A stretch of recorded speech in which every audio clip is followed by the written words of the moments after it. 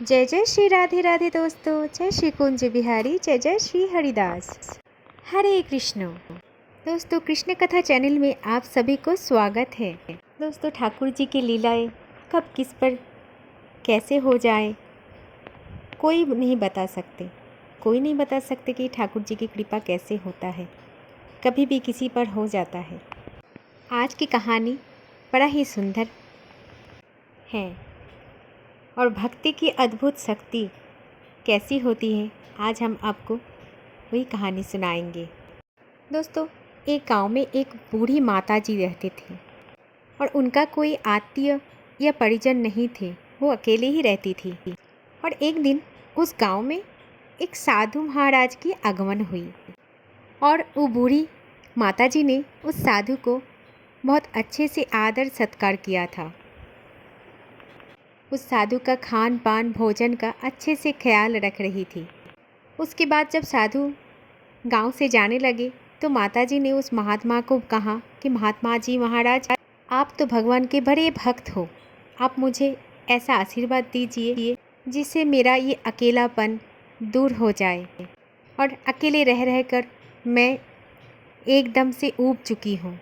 और इसी बात सुनकर माताजी के साधु ने बेहद हंसी आई और हंसते हुए साधु ने अपनी झोली से एक बाल गोपाल की मूर्ति निकाली और बाल गोपाल की इस मूर्ति को माताजी के हाथ पर रखा और बोला कि माताजी, आप इनकी सेवा कीजिए तो आपके अकेलापन भी दूर हो जाएगा और आपको अनंत सुख मिलेगा, क्योंकि आज से ये अपना बच्चा है, अपना बालक है। आप बस इसे अपना बच्चा और बालक समझ कर के ही आप इनका सेवा कीजिए और एक बालक की तरह ही इनका ध्यान रखना, प्रेम पूर्वक इनका लालन पालन करते रहना। साधु जी की इस बात को सुनकर उस माताजी ने लाड्डू गोपाल की बड़े लाल प्यार से सेवा करना शुरू कर दिया। माताजी ने बाल गोपाल को अपना बालक ही समझ लिया और अपने बालक के भाव से उनका सेवा करना शुरू कर दिया। एक दिन ऐसा हुआ कि गांव के कुछ बच्चे आकर ये देखा कि उस माताजी ने लड्डू गोपाल जी को एक बच्चे की तरह लाड प्यार कर रहे हैं और फिर उन्होंने सोचा कि क्यों ना माताजी से कोई मजाक किया जाए। फिर एक बच्चे ने बोला कि अरे अम्मा सुनो, गांव से जंगल में एक भेड़िया आ गए हैं जो छोटे बच्चे को उठाकर लेके जाता है और तुम अपने कन्हैया लाल का ख्याल रखना, कहीं इसे भेड़िया उठा के ना लेके जाए।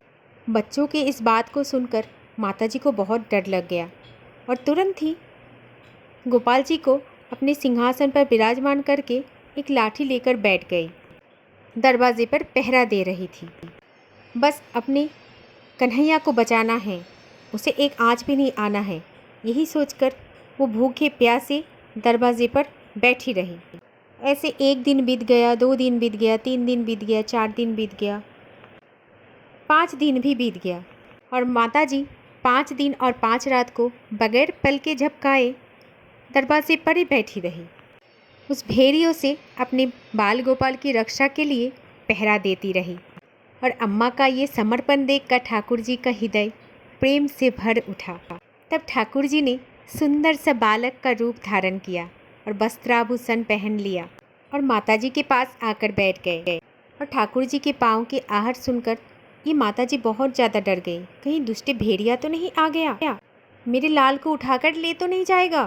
तभी अम्मा लाठी उठाई और भेड़िया को भगाने के लिए खड़ी हो गई। तभी ठाकुर जी आकर बोले, मैया मैं हूँ, मैं तुम्हारा वही बालक हूँ जिसकी तुम रक्षा कर रहे हो। तब मैया ने बोला, क्या, चल हट, तेरे जैसे तो बहुत सारे लड़के देखे हैं मैंने, तेरे जैसे तो सैकड़ों को अपने लाल पर मैं निछावर कर दूंगी। तो अच्छी तरह से सोच ले बच्चा, मेरे लाल पर एक आँच भी मैं नहीं आने दूंगी, तू यहाँ से तुरंत अभी भाग जा। तभी ठाकुर जी उस माताजी की निष्ठा और प्रेम को देखकर बहुत प्रसन्न हो गए। फिर ठाकुर जी माताजी को बोला, अरे मेरी भोली अम्मा, मैं कोई ऐसा बच्चा नहीं हूँ, मैं त्रिलोकीनाथ भगवान हूँ, तुझे जो वर चाहिए मांग ले, मैं तेरी भक्ति से बहुत प्रसन्न हूँ।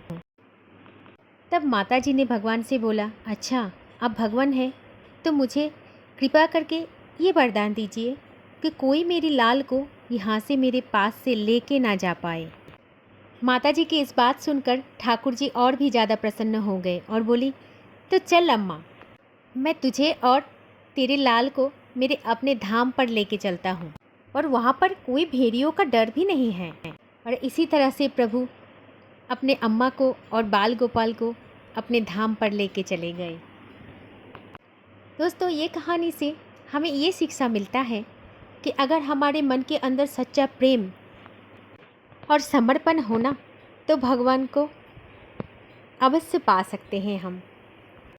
भगवान तो हमारे पास से बस वही चाहते हैं, सच्चा प्रेम और समर्पण, क्योंकि भक्त और भगवान का संबंध एक ही डोरी से बंधा हुआ होता है, जो प्रेम की डोरी है। दोस्तों, कभी भी कहीं भी कोई भी किसी भी समय आप भगवान कृष्ण की मंदिर जाओगे और उनको चरण को दर्शन करोगे तो ऐसा लगेगा कि आपका जो स्थान है वो उनके चरण पे ही है। ये होता है समर्पण। और उनके आँखों में अगर झांक के देखोगे तो आपको ऐसा लगेगा कि इनसे बड़ा अपना आपके जीवन में कोई भी नहीं है, ना कभी कोई था, ना कभी कोई होगा, क्योंकि हमें उनके आँखों में बस प्रेम ही प्रेम दिखते हैं।